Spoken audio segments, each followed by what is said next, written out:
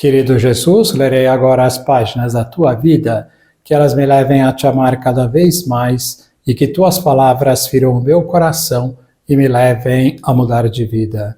O evangelho de hoje é o evangelho de São Marcos, capítulo 2, versículos 23 a 28. Jesus estava passando por uns campos de trigo em dia de sábado. Seus discípulos começaram a arrancar espigas enquanto caminhavam. Então os fariseus disseram a Jesus: Olha, por que eles fazem em dia de sábado o que não é permitido?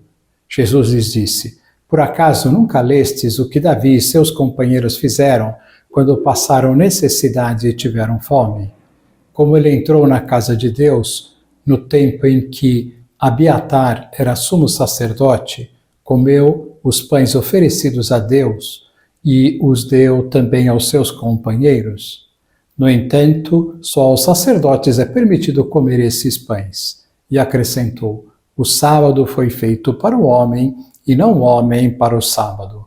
Portanto, o Filho do Homem é Senhor também do sábado. Palavra da salvação. Glória a vós, Senhor. Vamos olhar para Jesus. É muito interessante esta questão levantada pelos fariseus da violação do sábado. Como sabemos, o sábado judaico era e é ainda o dia de descanso e várias atividades estavam proibidas. Hoje, para nós cristãos, como sabemos, o dia do descanso é o domingo. Os fariseus, no seu rigorismo na interpretação da lei de Deus, haviam fugido do espírito da lei e a encheram de inúmeras normas e obrigações. Jesus, aproveitando para corrigir este desvio da lei, dirá estas palavras tão interessantes: O sábado foi feito para o homem e não o homem para o sábado. O que é que Jesus está querendo dizer com isto? Podemos interpretar de uma maneira errada estas palavras, colocando todo o foco no homem e tirando das suas leis ou dos seus mandamentos, no caso aqui a lei do descanso.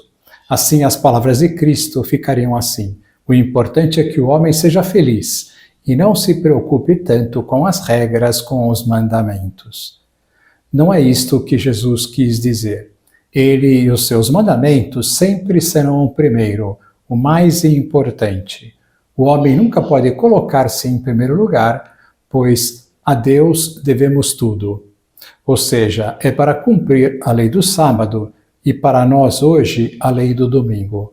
Porém, como diz São Paulo, a letra mata e o espírito vivifica.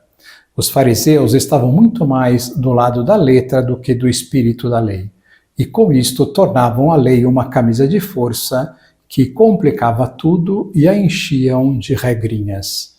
Com relação ao descanso, qual é o espírito da lei? O espírito da lei é que, em primeiro lugar, o domingo seja um dia para dedicarmos mais a Deus, indo à missa e não deixando o trabalho tirar o tempo devido a ele. A Igreja diz, inclusive, que se for necessário trabalhar neste dia, não há problema, desde que não atrapalhe a assistência à missa. Diz também que se estivermos doentes, se houver impossibilidade física de locomoção e outros motivos graves, cessa a obrigação de assisti-la. Onde podemos saber melhor qual é o espírito da lei? No Catecismo da Igreja Católica. Gostaria de aproveitar para contar um pouquinho a história do catecismo. A busca por uma formação sólida e madura dos fiéis sempre fez parte dos esforços da Igreja desde o início. Já nas primeiras décadas, os cristãos precisaram oferecer respostas ao judaísmo e ao paganismo. Como se não bastasse, precisou ainda empreender um dedicado esforço intelectual em oferecer respostas às várias correntes filosóficas do mundo grego que tanto influenciaram e ainda influenciam o nosso pensamento. No século XVI já havia muitos livros escritos pelos conhecedores da doutrina e da fé cristã. Porém, nessas edições faltava certa unidade no conjunto. Não havia terminologias e linguagens próprias e por isso as diversas publicações poderiam vir a comprometer a exatidão na exposição da doutrina e dos ensinamentos. Tendo em vista essa preocupação, o Papa Paulo III convocou o Concílio de Trento, que pretendia esclarecer determinados assuntos da fé católica e da Igreja. Realizado na cidade de Trento, na Itália, entre 1545 e 1563, ele marcou o início de uma tentativa de colocar por escrito toda a doutrina católica. O texto viria a ser chamado de Catecismo. O Catecismo do Concílio de Trento, vulgarmente chamado de Catecismo Romano, foi promulgado pelo Papa São Pio V em 1566. O Catecismo Romano foi o catecismo oficial de toda a Igreja desde a sua promulgação em 1566 até a publicação do Catecismo da Igreja Católica em 1992. Esse catecismo, escrito pelo Papa São Pio X, em 1912, tinha a função de resumir o Catecismo Romano. Foi um importante meio de popularizar o magistério da Igreja Católica e de tornar os católicos mais formados acerca da própria fé. Ele é chamado oficialmente de Catecismo da Doutrina Cristã, mas ficou conhecido como Catecismo de São Pio X. Pequeno e simples, o Catecismo de São Pio X continua ainda válido, como o cardeal Joseph Ratzinger, que mais tarde viria a se tornar o Papa Bento XVI, disse em 2003. A fé como tal é sempre idêntica, portanto, o Catecismo de São Pio X conserva sempre o seu valor.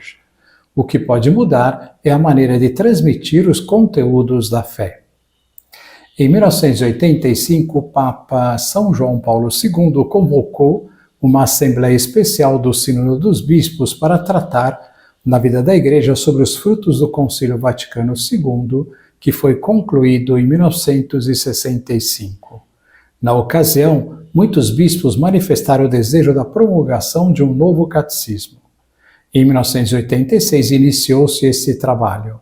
Em dezembro de 1992, foi apresentado oficialmente à Igreja e ao mundo.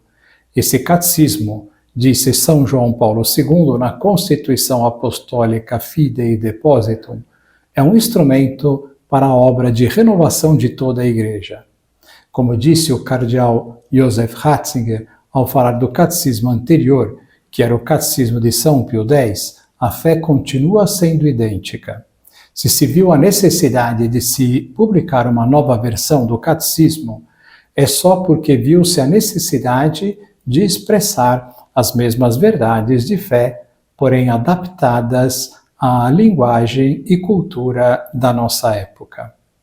Que lição nós podemos tirar de hoje? Que busquemos no Catecismo da Igreja Católica uma fonte segura da nossa doutrina, principalmente pensando na crise da Igreja e em tantos sacerdotes, infelizmente, que acabam ensinando verdades contrárias à fé católica.